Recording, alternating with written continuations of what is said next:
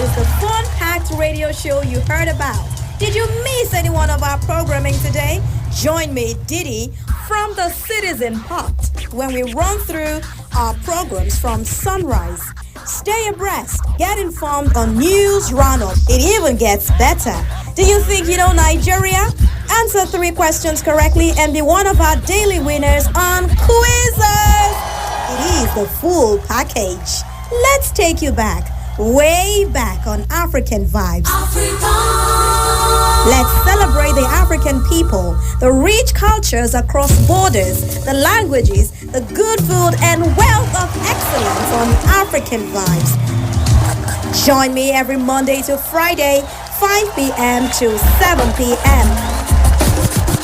It is on Citizen FM 93.7 Abuja.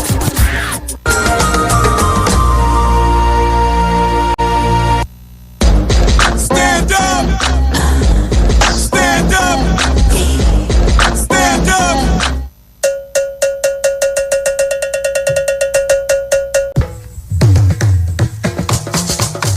Eunanda ni bila kane rini. Ile di kunyala na kwa bani bila vabesaka ineta buja anabi Citizen FM 93.7. Era sumetete ene ya ni bila va se no seve ini radio ononi. Eku yo ni va se no seve ini ya bani bila saka ovi eku jumo eku Saturday ateku yo se eku etononi agugo himpoluva ava se men. Wa bani bila do ye ineta bujan ezo wa ya kene ake wale jili nuwo do aka isana na inoku down in. Ibila kanere ume ovi oni va se kale ni ya bani bila saka de kada wona geten aboni.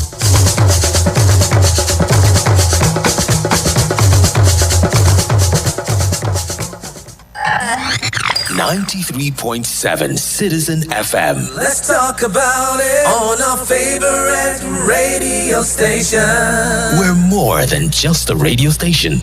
We are a part of your life.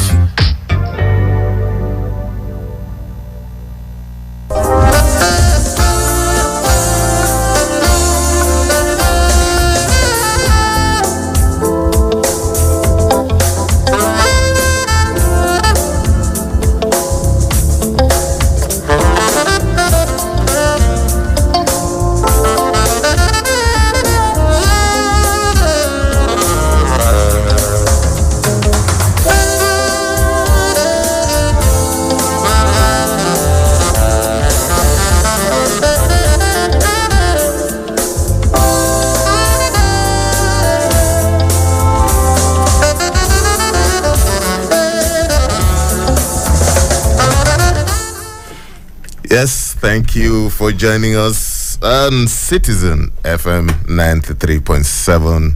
And this is Insights. My name is Lawrence Umotte. It's 10 minutes past 10 in the city of Abuja.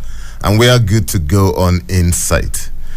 Yesterday, the question on everyone's lips was to be or not to be.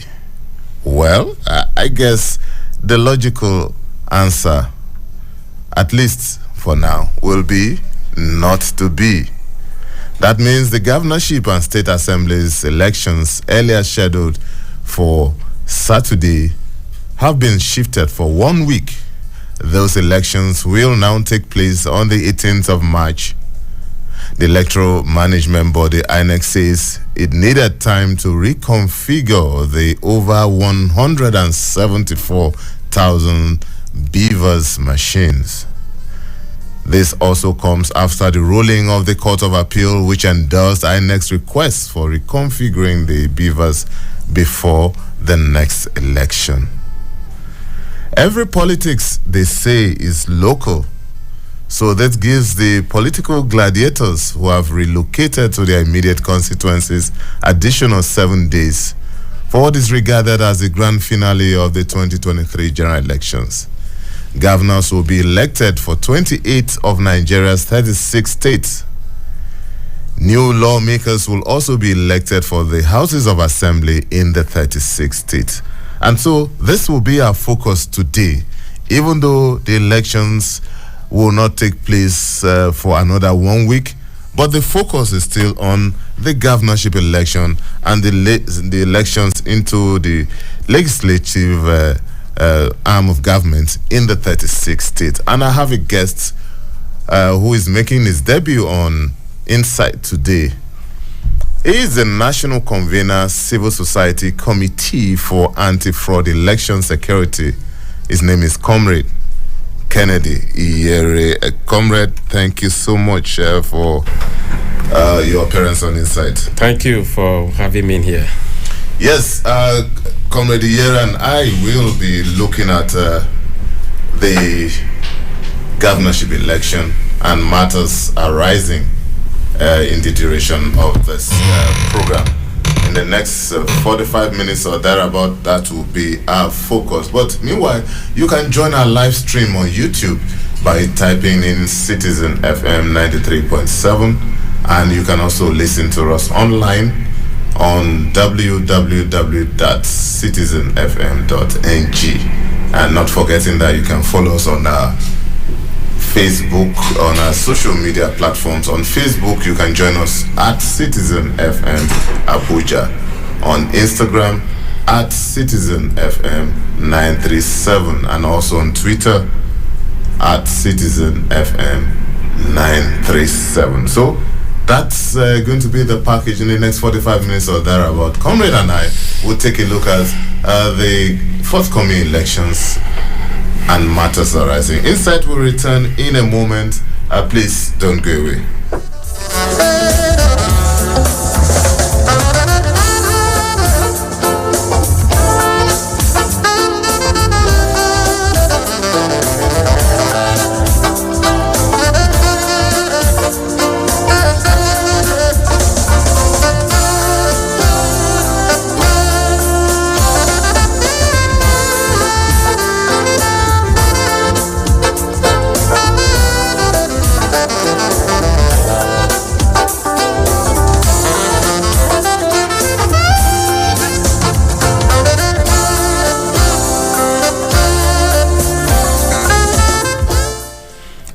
Thank you for staying tuned. It's still Insight on Citizen FM 93.7, and we are looking at the governorship and House of Assembly election.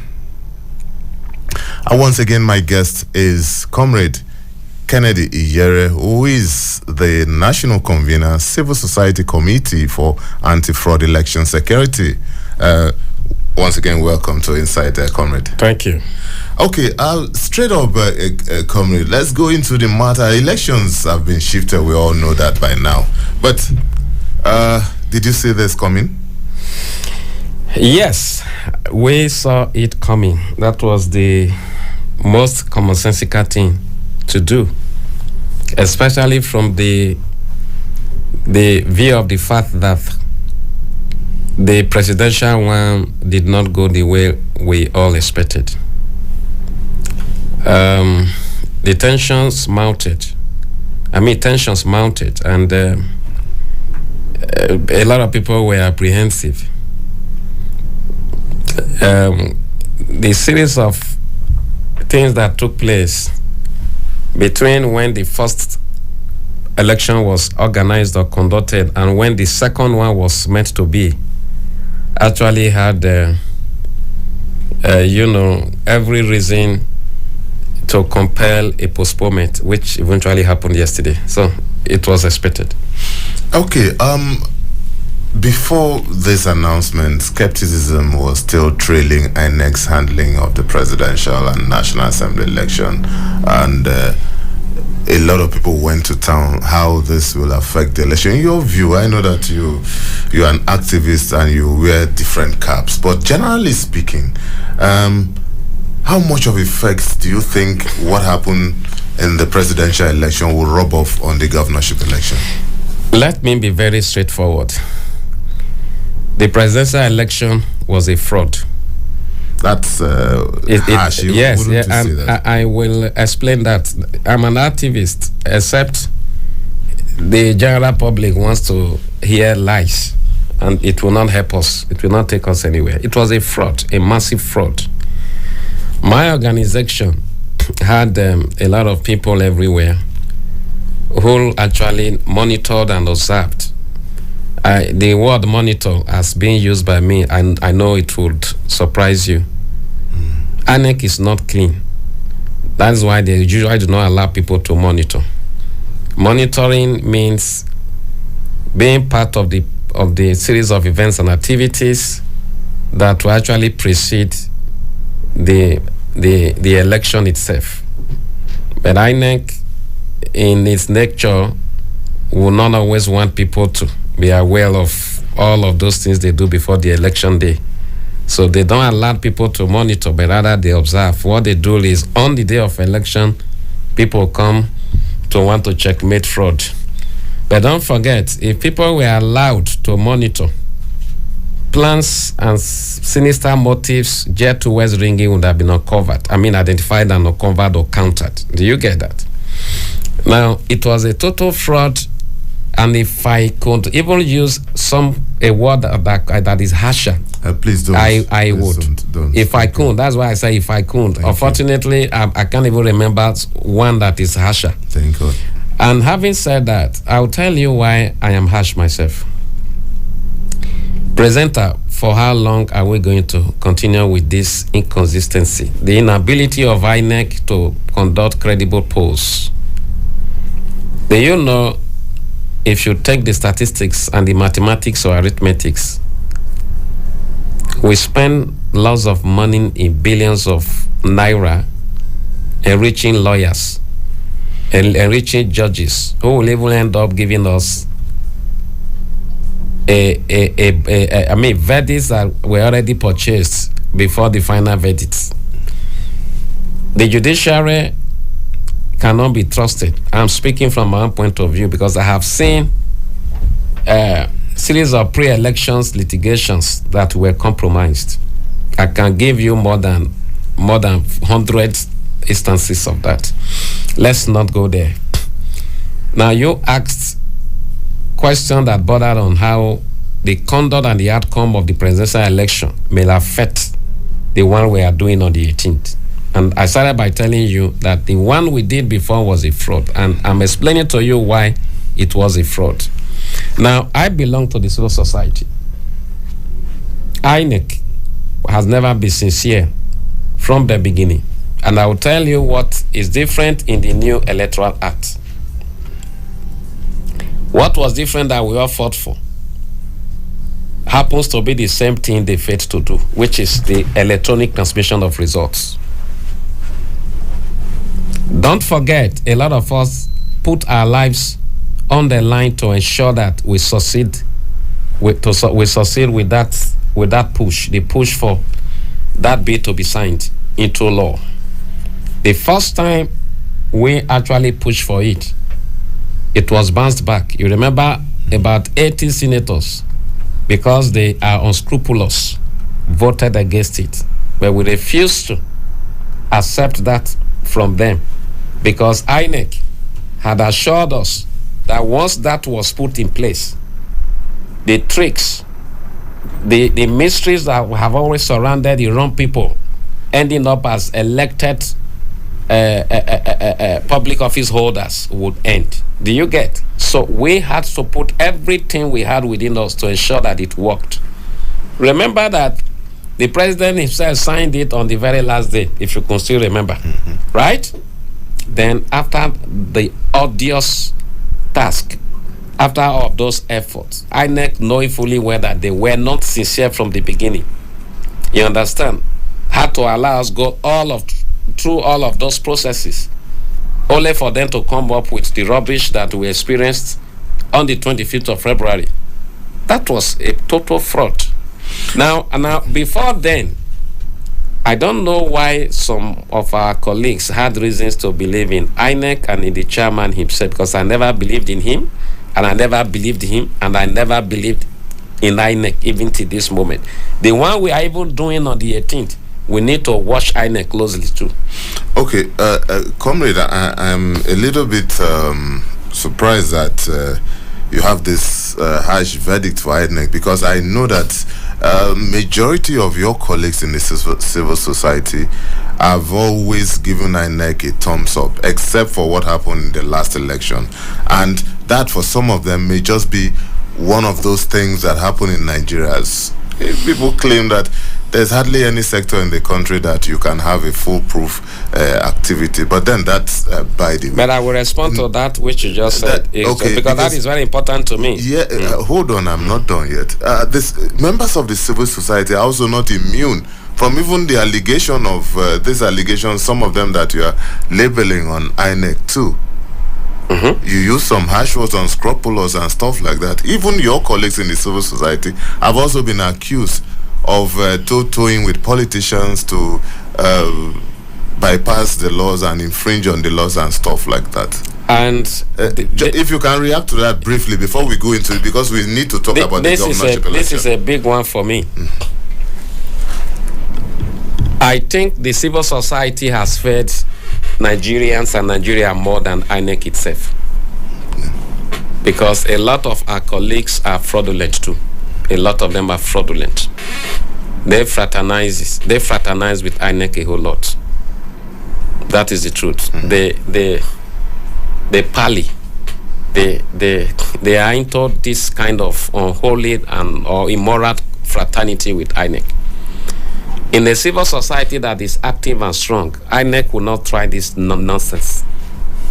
Do you know the civil society had power to have stopped the continuous counting of the ballots? Because INEC, what kind of powers? I'll tell you. Derived from citizen where? Action. Citizen action. Are you saying taking the laws into their hands? No, but there is no responsible CSO leader. Our call mandate is to build peace and stability and be builders of the nation, not destroyers of the nation. Getting a court injunction? Not just a court injunction. We could all have actually raised a protest to the ICC would have to... Invading the venue? Yes, in a very lawful manner, because they have given us a reason to do that. Don't forget, we fought for that. Okay. And I see, INEC created... Look, for the chairman of INEC to have been deceiving us even till the last or the 11th minute, that shows he deserves such a protest action. That is the truth. He created the rules rather, and he actually also broke the rules. He had no reason. Don't forget also that commission got 403 billion naira of our money, taxpayers' money, your money, my money, our sweat. They feasted on that money, and then they are big people. Okay. For how long would that? Now the civil society, they have compromised also with the international. They have a lot of this grant. A lot of them are lazy people. They just collect this grant, and they even pray that things like this continue to happen. All right, Comrade Yere, okay, now let's leave that and look at the bigger picture, which is the election coming up. And you are also an election observer, apart from being an activist. Every politics, they say, is local.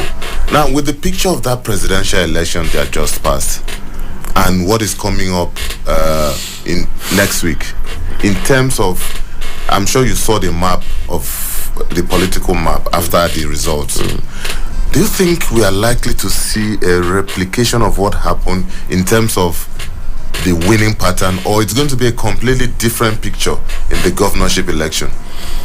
The truth is what I will say, and I pray after this you bring me back. The reason why I said that is a lot of you journalists too are not helping us. You want us to just say sweet things. If you bring me here, allow me speak or say my mind, the truth that I know. Only the truth will set us free. That's the truth. No, we are not averse. Hold on, comrade. We are not averse to the truth. As long as this is done with decorum, and as long as it is done with language that is acceptable on radio, and as long as you don't make claims that you cannot substantiate. Okay, you can go on. Now, the spirits of a lot of people have been dampened. You can't say that fact. They all came out with much confidence in INEC. For example, my own polling unit, INEC people came 12 after 12. That is 12 in the afternoon. They were supposed to be there by 8:30. Right? Yes. Except for the fact that Nigerians were willing for a change. Do you think they would have stayed up to the extent they did, because they actually closed voting at that my unit at about 6:30 p.m. People were resilient. They decided to sit back and waited. And when the INEC people came at about 12:12, they didn't behave in a way that was riotous. They just told them, you see what? Many of us decided to stay back. Only 1 or 2 people left, and they will come back. Since you came late, you will also close late. That was what they did.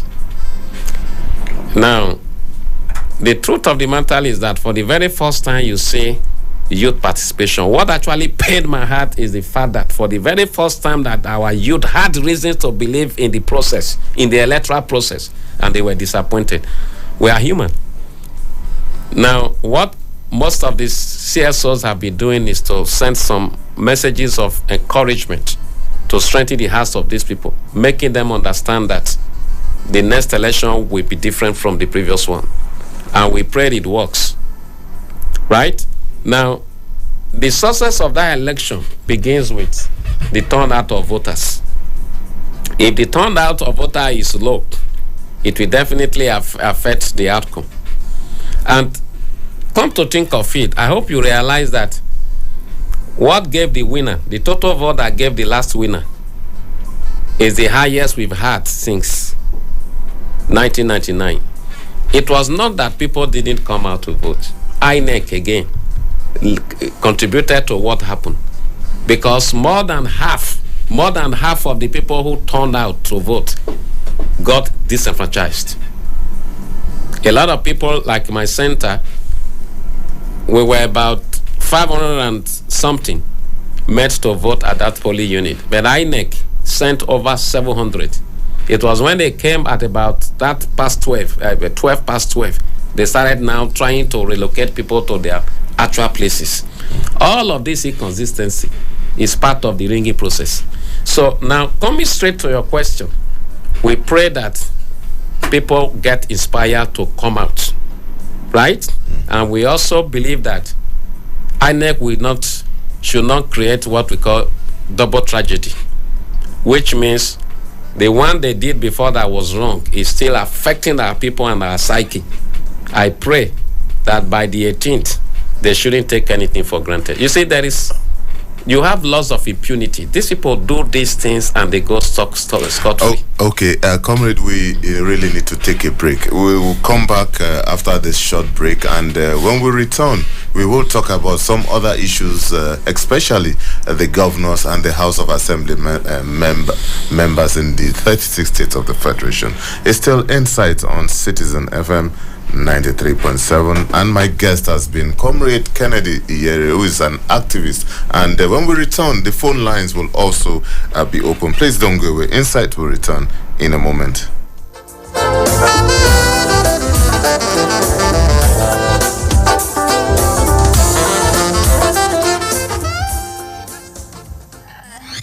93.7 Citizen FM. Let's talk about it on our favorite radio station. We're more than just a radio station. We are a part of your life.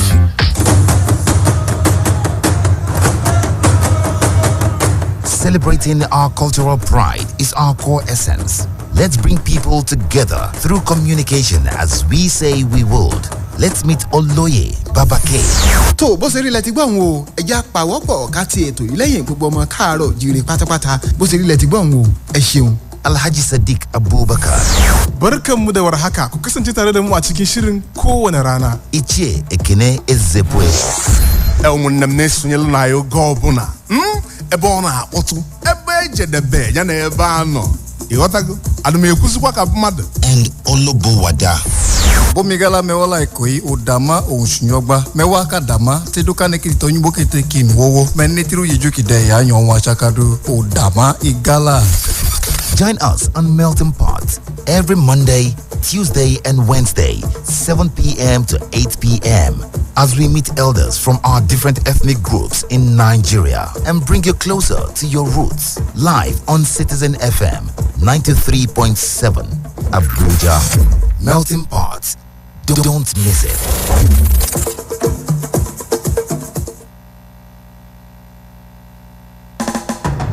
Investigations, special reports, analysis, and breaking news. Premium Times, a leading multimedia news platform, brings to you every minute stories that helps you make informed decisions and hold public officials, individuals, and organizations accountable. We have cartoons, videos, podcasts, and other interesting content for your delight. For timely update on politics, entertainment, sport, and business, visit our website on www.premiumtimesng.com and follow us on all our social media platforms. Don't miss out.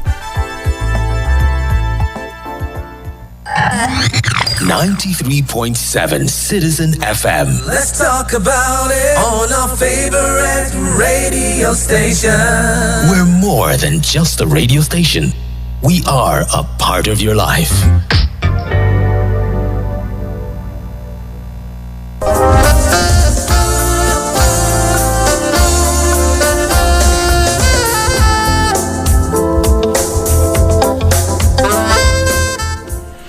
Thank you for staying tuned. It's still Insight on Citizen FM 93.7. My name is Lawrence Umotte, and we are looking at the governorship and state houses of assembly election, which has been postponed till next week.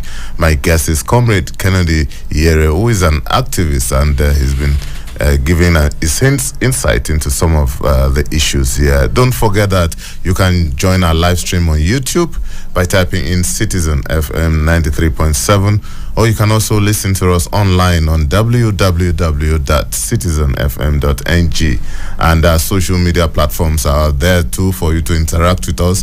On Facebook at Citizen FM Abuja, on Instagram at Citizen FM 937, and also on Twitter at Citizen FM 937. The phone lines are also open. You can call us on 0903 2229797 or 0818 2222205 or 0818 2222206. Yes, we already have a caller here. Hello, good morning.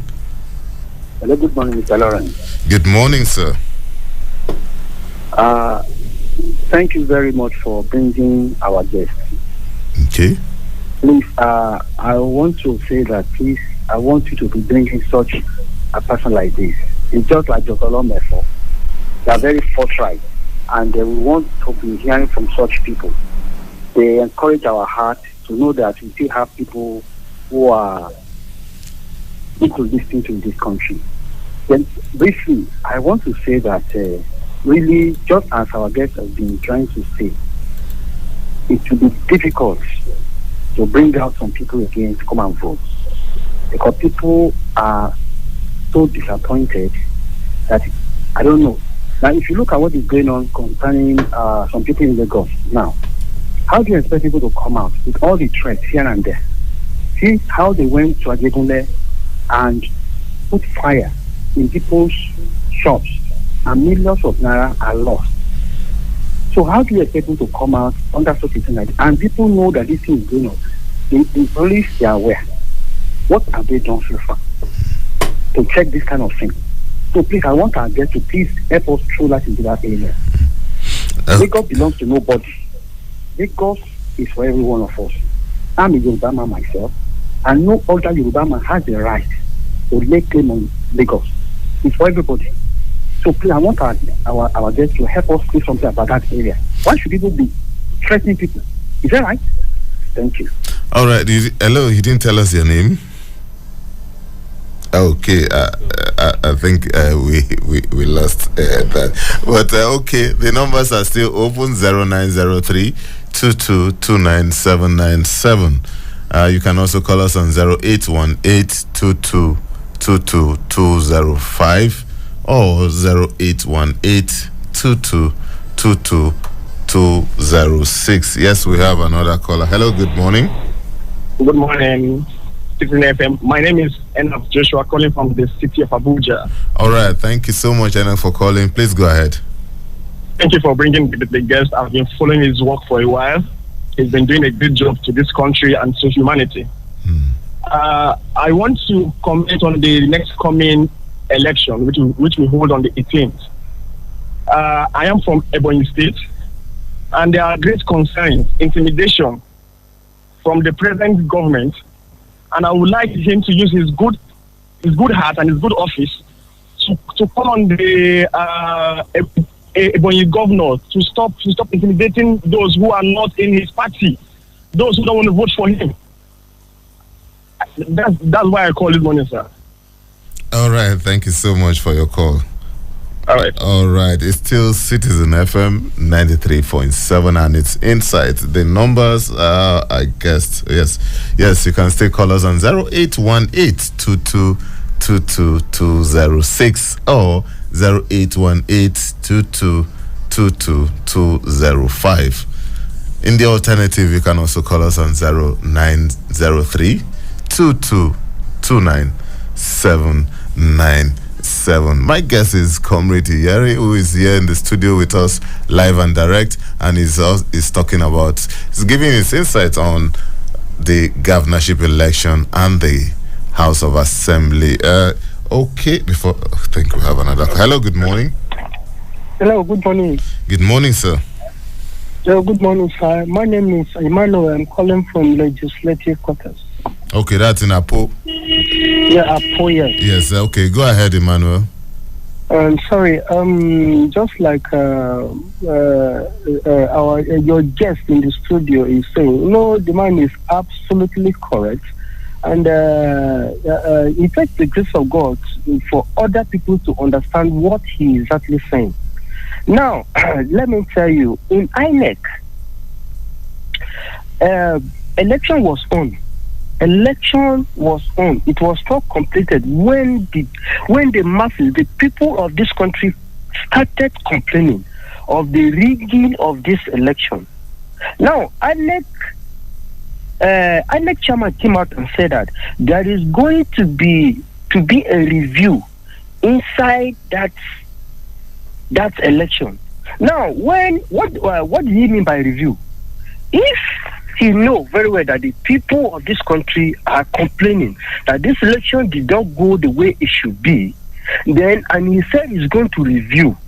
He has not reviewed it yet to come out and tell the people what is happening. He went and announced the result without the reviewing of the result of the result and tell the people what is the outcome of it. He went and announced the result. Why the review of the election has not been reviewed? Okay, Emmanuel, I think you've made a point. Thank you so much for calling. Yes, you can also send us a WhatsApp message on any of those numbers, 0903 2229797 or 0818 2222205 or 0818 2222206. And don't forget also you can listen to us online on www.citizenfm.ng. Comrade, now that we seem to have a breather, let's look at the governorship election. I want you to speak dispassionately now as a Nigerian, as someone who's also interacted with your local community, because we know that politics is local. What kind of a governor do you think a state needs? What are the qualities that you look out for when people want to elect a governor? Thank you. I want to appreciate the callers for their kind words. But before I respond to that, let me say it here categorically and boldly that what we had last Saturday was not an election. I think you've made that point. There's something I want to say. You brought me here for a reason, to talk to our people and encourage them and strengthen their hearts and make them see the need for them not to be disillusioned. That's why I'm here. But I tell you this, unless we speak the truth to their hearts, they will never be encouraged because they know the truth themselves. Do you know why we are having crises and discrepancies? Not because of who won or who didn't win or who lost, but because of the mystery that surrounded the tricks that surrounded the process or processes. If those results were transmitted from the polling units, the way the people voted, whoever wins will deserve that victory. My dear brother, you can never have peace where you people are oppressed. That is it. Now, coming back to what you asked me regarding those who should be governors, the kind of people we have to look out for. The truth be told, it will be difficult in this country. Going by what happened last 2 weeks, during the presidential election, to have the kinds of political leaders as governors you just asked for. Let me tell you why. Do you know, to lead a people, to lead a nation, to lead a society, to lead a community, or even a group, the first attribute you must have is that you must be large-hearted, selfless. Then second, moral conscience should be active in you. The third one, you must be noble. Then before you talk of patriotism, these 4 things. Among the 33 states, 36 states rather we have in Nigeria, can you point to me a governor you can say is large-hearted as in being selfless? Number 2, has moral conscience. 3, noble, that has nobility. Then 4, the person is patriotic. Just ask. You just listen to those callers. This morning, I got a call from Lagos, Ojo. One of my boys, one of the persons to whom I be benefactor, called me and was almost crying. He called me from Ojo. A police officer, for that matter. You know what he told me? He said, boss, I will stop my family members from coming out to vote. From Ojo, Lagos. He said, do you know why? The hostility we experience now is not one I could risk anything for. To even make matter worse, the one I took the risk to have gone out with my family on the 25th, the votes didn't count. He said, you see here, the Igbos have been warned not to come out or turn out a mass. I'm telling you, I'm just telling you what. I know, comrade. I'm telling you. We are looking at the qualities of a governor. Yes, that's what I'm explaining. A governor who is large-hearted, a governor who has moral conscience, a Nigerian who is patriotic and who has nobility will not use intimidation as a tool to truncate the electoral process, which is what a lot of them are doing now. Do you know what happened? I just had my phone here. Somebody sent something to me as breaking news. I will leave it with you. You are a journalist. Go and verify. Go and investigate it. Okay. Breaking news that. Okay, don't worry. We'll take a look at that later after the program. So nobility is an attribute we should look out for in any candidate. Okay, comrade. Then patriotism, moral conscience being active, and then you being selfless. So, how do you react to this cliche that people get the kind of leaders they deserve? Yes, it's the truth. I'll tell you why. I just told you that the civil society organization, CSOs, Nigerian CSOs, I am a CSO leader. They have failed the nation.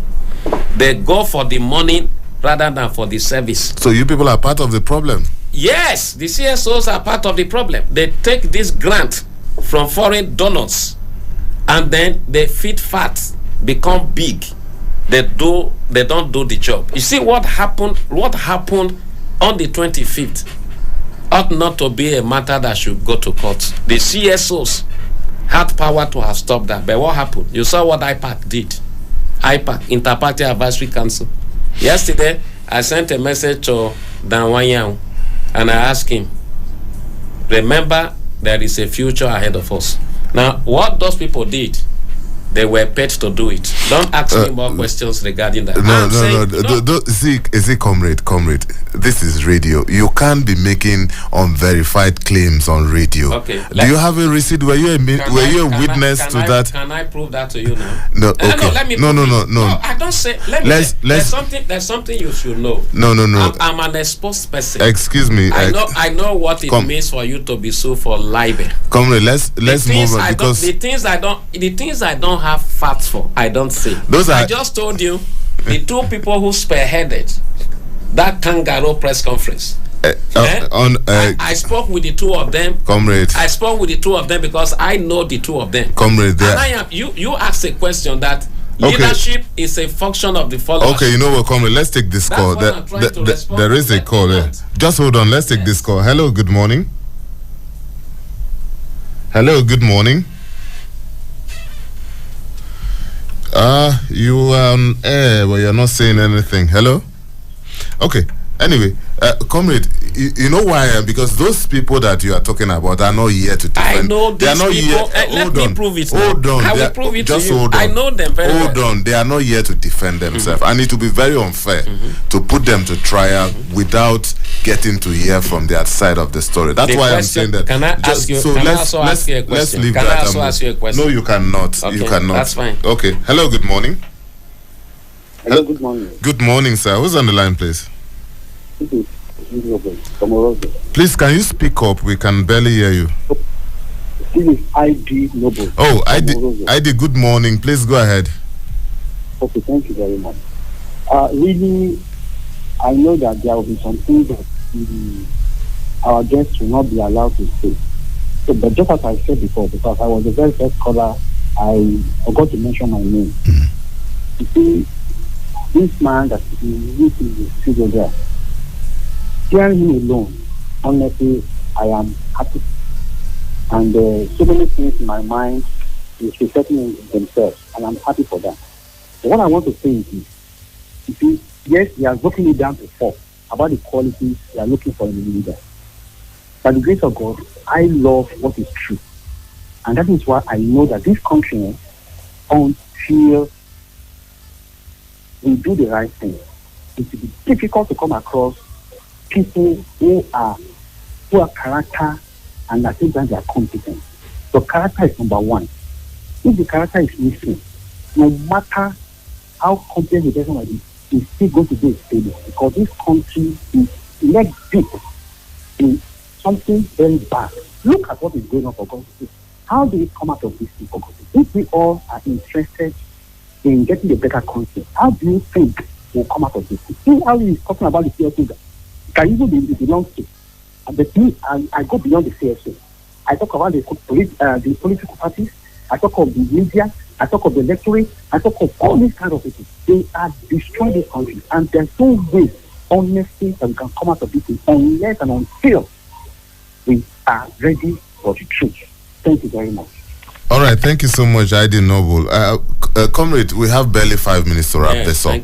Let's look at the legislative arm of government in the state. A lot of people criticize this arm of government, particularly in the state, as being under the control of the governors. Is there any way this arm of government can be rescued and made more responsive to their duties? Okay, you know, this is the last 3 minutes I have. Can I just answer this question? Make the best use of it. Let me tell you. Until political parties start operating as democratic institutions and not the way they operate now as gangstaric organizations. Political parties, the way they operate today in Nigeria, has become a kind of commercial enterprise where you have stakeholders. All these political parties, without mentioning names, are owned by people we know. They are governors, former governors, they are the cabals. They determine who becomes the candidate. You get what I'm saying? And in so many states, the governor being the biggest cabal and the leading cabal determines the people who will emerge as candidates. Don't forget, it has become a norm or tradition that they go twice. So they come in, right? And then they make sure when they are going for the other 4 years, everybody there is someone that is loyal to them. So my brother, like the last caller said, we all have a role to play, and it still boils down. I'm not talking about journalists. I'm talking about CSOs. I'm a CSO leader. They have failed this country. You know why? Because they are supposed to be the ones to come out, right, and address so many things that are not right, not in a partisan way. We are not partisan, but we are there to make sure that we checkmate the activities and actions of political parties, INEC itself, and be able to determine in a very impartial way the outcomes of elections until we get it right in that manner. Let me tell you something. I am from Edo State. There is a particular party, I am not allowed to mention names here. Our governor brought all the candidates. He actually acquired all the tickets, not of his own party, not the ticket of his party, because his own party has no popularity anymore in my state. So he bought from the other political party that has power now in that state all the 18th seats and gave to his boys. So all the candidates that will be going for the House Assembly, they are all from the governor's party. But he bought all the seats of the other party that happens to now be the strongest party in Edo State. And don't forget also, my governor has been that one governor who has been leading without the House Assembly. So what do you call that? Okay, comrade, I think we have to leave it at this. And thankfully, we have another 1 week breather. And maybe, just maybe, we may have to bring you back again. It will be my pleasure to come back here. So, my guest has been Comrade Kennedy Iyere, who is the National Convener, Civil Society Committee for Anti-Fraud Election Security. Thank you so much, Comrade Iyere, for your participation on Insights today. God bless you, my brother. Thank you. All right. So that's our program today on Insight. The program returns on Monday with another edition. My name is Lawrence Umotte. Enjoy the rest of your day.